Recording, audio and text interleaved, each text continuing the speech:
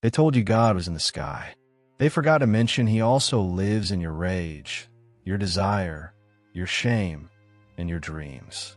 While modern spirituality sugarcoats life with affirmations and crystals, Carl Jung went deeper into the underworld of the soul. He didn't just believe in a higher power. He saw it mirrored in your instincts, your fears, and every archetype you unknowingly serve. The truth: you're not as free as you think. Your choices, your morality, even your faith, are all shaped by invisible gods within your psyche. And the moment you start naming them is the moment your real spiritual journey begins. Most people are trapped in a silent war between Eros and Logos, between desire and duty, without even realizing who's pulling the strings. They think they're choosing their destiny, but they're just playing out ancient scripts carved into the soul. Jung's work, especially in Aion, doesn't hand you enlightenment. It hands you a mirror and the courage to look at it without flinching. In this video, we're going to tear the veil off that inner temple. We'll explore why pagan gods still shape your emotions, why Christianity gave birth to modern conscience, and how your moral compass might be the whisper of the divine itself.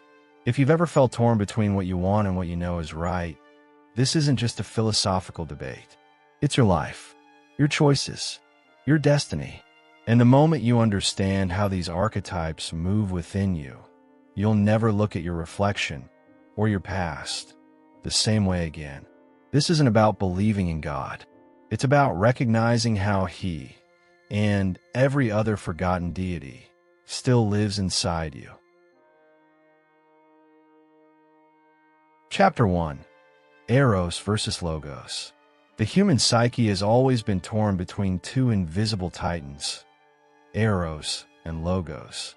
Eros stirs the waters of our emotions, drawing us toward connection, desire, and instinctive longing. Logos, on the other hand, stands tall like a lighthouse, guiding with reason, structure, and a burning passion for truth. Carl Jung didn't just observe this battle. He lived it, and he taught that real self-awareness blossoms only when we begin to notice which of these forces is pulling our strings. It's not about choosing sides, but about realizing that this tug-of-war shapes our destiny more than we dare to admit. Imagine someone torn between staying in a loveless marriage for the sake of duty, Logos, or running into the arms of a passionate affair, Eros. We've all felt this kind of split. Even if not as dramatic, the underlying conflict echoes in daily choices. Should I chase my dream job or stick with financial security? Should I speak my truth or keep peace in the family? These aren't just practical decisions. They're reflections of an archetypal dance happening inside us. And the real kicker? Most people don't even know that dance exists within them, let alone who's leading. Eros isn't just about lust. It's also the creative urge, the emotional depth that births poetry, art, and intuition. It whispers when we fall in love, ache with longing, or feel divine inspiration while watching a sunset. But without Logos, that passion can burn us out, leading to reckless choices and a psyche ruled by impulses. Logos offers the moral compass, the voice that weighs long-term consequences and seeks alignment with a deeper truth, sometimes called God, sometimes called conscience. When Eros screams now, Logos asks, but at what cost? Carl Jung believed that real spiritual growth comes when we stop suppressing one for the other. He didn't suggest that Logos is superior to Eros, or vice versa. Instead, he invited us to individuate, to allow both voices to be heard without letting either become a tyrant. That takes courage. It means being honest about our instincts and emotions, while also listening for the quiet clarity of our inner Logos. A journaling practice, for example, can help. Write down your desires, then write the opposite, your fears. Somewhere between them lives your truth. And so, every choice we make, whether to act on an impulse or to hold it back, carries the fingerprint of this ancient tension. Even our relationship with God, morality, or our own identity is colored by which voice we trust in the moment. Yet behind that conflict is something deeper still, something older than Eros and Logos, quietly waiting to be discovered. But to uncover it, we must first look at the ancient mythologies that gave shape to our instincts, where gods didn't sit on clouds, but lived within every flicker of emotion. Chapter 2. Paganism versus Christianity. Long before cathedrals rose over sacred hills, people looked to the skies and saw their emotions reflected in the gods. Paganism wasn't just a religion. It was a living mirror of the human psyche. Each god was an archetype, a piece of the human soul projected outward. Mars as rage, Venus as Eros, Apollo as Logos. In that world, emotions weren't sins to suppress. They were divine forces to understand. Carl Jung saw this not as primitive thinking, but as deeply symbolic. These gods weren't out there. They were inside us, guiding the emotional instincts that still shape our every move. Christianity entered like a spiritual thunderclap, calling people away from the chaos of inner fragmentation toward a single, unifying truth. One God, transcendent, moral, omnipotent. No longer were gods quarreling inside us. Now there was one Logos to follow, and he demanded obedience, conscience, and faith. This shift reshaped the Western psyche. It internalized morality, placing emphasis on the conscience over instinct, and declared that the moral instinct was divine. It didn't erase Eros, but it tamed it, often through guilt, suppression, or sanctification of suffering. What happens when someone raised in a Christian framework feels intense erotic longing, or rage, or despair? Often, they believe something is wrong with them. But from a Jungian lens, these are just repressed archetypes knocking at the door, begging to be seen. Paganism embraced those instincts through ritual and myth. Christianity sought to transmute them, and the modern human, caught in the middle, often swings between repression and indulgence, struggling to find a balance between sacred desire and moral clarity. The truth is, neither system is complete on its own. Paganism teaches emotional honesty, but can lack a clear moral compass.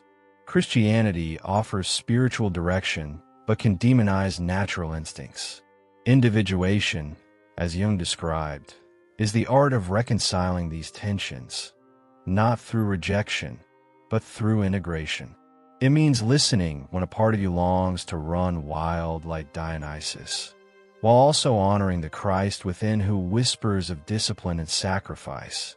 Shadow work, spiritual growth, and self-awareness all hinge on our ability to hold both traditions in the same inner temple. So here we are, heirs to both lineages, one calling us into passion, the other into purity. The more we try to live only in one, the more fragmented we become. That's why the key isn't to pick a side, but to recognize how these ancient mythologies still echo in our daily decisions. And once we see that, we're finally ready to wrestle with one of the biggest illusions of all, whether or not we're actually free to choose anything at all. Chapter 3. The concept of free will. Most people think they're in control of their lives, choosing partners, careers, beliefs, as if they're steering the wheel with clear hands and a clear mind. But Carl Jung would smirk at that idea. According to him, most choices are already made before we're aware of them, shaped by unconscious instincts. Eros pulling us toward comfort and passion, Logos pulling us toward structure and truth. Free will, then, becomes a question not of action, but of awareness. Are we choosing freely, or are we obeying unseen gods that live inside our psyche? Think of someone who always falls for emotionally unavailable partners. They say it just happens, but that pull is Eros, instinct disguised as fate. Now imagine someone who always follows rules, even when they're unhappy. That's Logos, acting like a moral ghost whispering about duty and order. Both think they're choosing. Neither is truly free. Jung taught that real freedom only begins when we recognize which archetype is acting through us. Until then, we're puppets, well-dressed, articulate, spiritual puppets, but puppets nonetheless. This doesn't mean that free will is a lie. It just means it's harder than we think. Self-awareness doesn't remove the influence of instincts. It helps us negotiate with them. That's why reflection is vital. Not just meditation or prayer, but real psychological inquiry. Writing down your decisions, noticing patterns, asking, was that really me? Tools like the I Ching, dream analysis, or even studying mythologies through Jungian lens can help uncover who's really at the wheel. And it goes deeper, because every moral decision is a battlefield of instincts. The desire to lie and the urge to be honest, to seek revenge or offer forgiveness, don't come from nowhere. They're echoes of deeper forces, what Jung called gods within. When we speak of God's will versus my will, what we're really wrestling with is the hierarchy of instincts. Do I follow Eros, Logos, shadow, anima, or something higher that integrates them all? The freedom to choose, then, is the freedom to see. Once you start seeing the invisible hands moving your life, it becomes harder to live on autopilot. You realize that every day is a negotiation between archetypes, instincts, and your emerging identity. But if you think that realization makes life easier, think again, because now comes the real challenge, meeting the gods within and recognizing them as parts of yourself. Chapter 4. Archetypes and the Gods Within. Inside each of us lives a myth, populated not just by memories, but by characters. Carl Jung called them archetypes, timeless patterns of thought, behavior, and emotion that shape our entire sense of self. These aren't just poetic metaphors. They're the hidden roots of our identity. The anima and animus, for example, represent the feminine and masculine sides of the psyche, guiding our relationships, desires, and projections. To ignore them is to let unconscious forces drive your life while you sit in the passenger seat thinking you're in control. Have you ever hated someone without knowing why? Or felt drawn to someone the moment you met them? That's an archetype at play, projecting itself onto another human like a movie on a screen. The person isn't the problem or the miracle. You are. The psyche uses others as mirrors, hoping you'll catch a glimpse of what you've repressed. The bad news? Most people never look. The good news? You're not most people. The moment you ask, what part of me does this reflect? You begin the work of individuation and reclaim your power. These gods within aren't gentle. The shadow archetype, for instance, holds everything you deny about yourself. Rage, jealousy, lust, fear. But here's the kicker. It also holds your genius, your creativity, your fire. That's why doing shadow work feels like standing in front of a mirror you've spent your whole life avoiding. But the reward is freedom. The more you recognize your internal cast of characters, the less you'll be trapped in emotional loops and moral confusion. And the more you'll trust your instincts without being enslaved by them. Understanding archetypes isn't just spiritual, it's practical. It helps you see why you fall for certain people, sabotage opportunities, or fear success. Once you realize the animus might be behind your harsh self-criticism, or that your suppressed Eros is causing passive aggression, you can make new choices. Read Jung's Aion, or Man, and his symbols, or explore modern depth psychology books like The Hero Within by Carol Pearson to get started. But don't just read, reflect. Ask yourself which archetypes dominate your life. Are you ruled by a tyrant king or a wounded child? And the more you dive into these mythic forces, the more you realize you're not one person. You're a whole cast of them. Each decision becomes a negotiation between gods. Each desire a signal from some inner realm. And once you begin to listen closely, really closely, you'll hear something even more mysterious behind the voices. Something deeper than instinct, older than archetype. Something that sounds an awful lot like a whisper from the divine. Chapter 5. The Role of Instincts and Conscience. There's a voice inside that doesn't shout. It whispers. It doesn't seduce like Eros or reason like Logos, but it knows. This is conscience, not the voice of societal rules or external morality, but the deep inner compass that points toward truth even when it costs us everything. Carl Jung saw this voice not as a learned behavior, but as an instinct, one connected to our divine nature. When conscience speaks, it's often in conflict with our other instincts. That's where the real war begins, the battle between what we want and what we know is right. Picture someone who lies to protect their ego but can't sleep afterward. That unrest isn't punishment. It's the psyche's signal that one part of the self betrayed another. Instincts are always pulling in different directions. Eros might crave comfort and pleasure. The shadow might want revenge, and Logos may urge caution.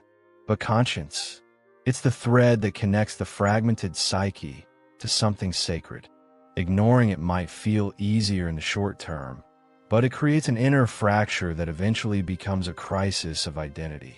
Jung believed that conscience is often mistaken for religious guilt, especially by those raised in strict moral frameworks. But guilt and conscience aren't the same. Guilt is taught. Conscience is felt.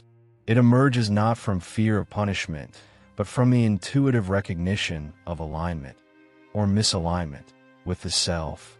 This is why the individuation process demands not just emotional awareness, but moral clarity. If you lie, own it. If you hurt someone, make amends.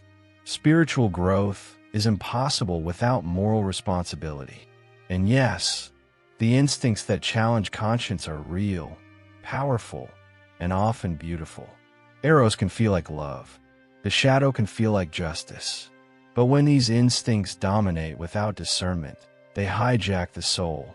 That's why practices like journaling moral dilemmas, studying mythic stories of redemption, or reading texts like the Brothers Karamazov can help illuminate the terrain of the inner world. They don't give you answers. They train your ear to hear the still small voice more clearly. Because at the end of the day, it's not about being good or bad. Those are labels for children. What matters is whether your actions come from fragmentation or integration, from reactivity or wholeness. And the more you listen to conscience, the more you realize it doesn't demand perfection. It demands presence. And once you start choosing from that place, something astonishing begins to unfold in your life. Patterns shift, doors open, destiny bends. Chapter 6. Destiny and Moral Choices. Destiny isn't a scripted drama. It's more like jazz. Improvisation within structure, freedom inside limits. Carl Jung believed our destiny is shaped not by fate alone, but by how we respond to our instincts. Eros pushes us toward indulgence, connection, and feeling alive. Logos urges discipline, integrity, and the pursuit of truth. Every choice we make between these two becomes a thread in the fabric of our becoming. The real question is, which threads are we weaving, and which future are we unconsciously constructing? Take someone chasing success to silence feelings of inadequacy.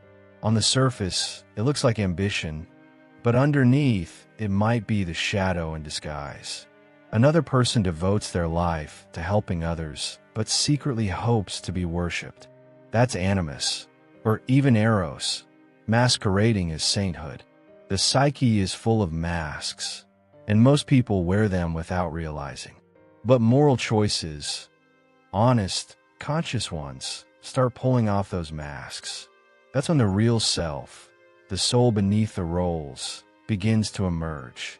Jung insisted that we can't talk about destiny without talking about self-awareness. You don't get to just follow your heart and hope for the best. Instincts must be observed, questioned, and balanced with conscience. This is why individuation feels like walking a tightrope. It's never just about following rules or following feelings. It's about becoming someone who chooses which inner voice to follow, moment by moment. And that choice shapes not just your path, but the person you become along the way. Destiny isn't only personal, it's relational. Your moral compass doesn't just guide your career or spirituality. It affects your relationships, your parenting, your impact on the world. Choosing Eros over Logos might lead you into a wild romance, but destroy trust. Choosing Logos over Eros might keep you safe, but kill your spirit. That's why the deeper work is never about repressing instinct. It's about honoring it without becoming its slave. And this is where the dance of spiritual growth begins. Every moral choice you make leaves a trace in the soul. It's like carving a path through a dense forest. The more aligned your choices are with truth and self-awareness, the clearer your direction becomes. Destiny reveals itself not as a fixed road, but as the sum of your responses to life's catalysts. And the more conscious you become, the more you start to sense something greater moving behind the curtain, guiding you not just toward answers, but toward the deeper question of who you really are. Conclusion. This is the moment you stop fighting your instincts and start working with them. Now that you've seen the gods within, have you noticed who's been steering your life all along? Was it Eros pushing you to feel alive at any cost? Or Logos anchoring you in truth, even when it hurt? Or maybe, just maybe, it was a shadow version of yourself pretending to know best. But here's the thing. Knowing this isn't enough. The real question is, what are you going to do with it? Will you keep playing out the same old patterns? Or will you start listening, really listening, to that quiet voice inside that dares to show you the truth? Every day, you're faced with choices that carve your destiny in real time. You can numb out and let your instincts run wild, or you can slow down and feel what's underneath. This isn't about being perfect or spiritual. It's about being whole. Start asking deeper questions. Start journaling those emotional reactions. Revisit those old wounds not as failures, but as messages from forgotten archetypes. The moment you stop fighting your instincts and start working with them, that's when your individuation truly begins. That's when your life starts aligning with something greater than you. So what's next for you? Will you keep letting unconscious archetypes dictate your future, or will you take the reins back into your own hands? If this journey stirred something inside you, don't let stop here. Comment below. Which inner God have you been serving without knowing? And how are you planning to meet them with open eyes from now on? Hit subscribe, turn on the bell, and let's keep unfolding these mysteries together. Because the self isn't just found, it's built piece by sacred piece.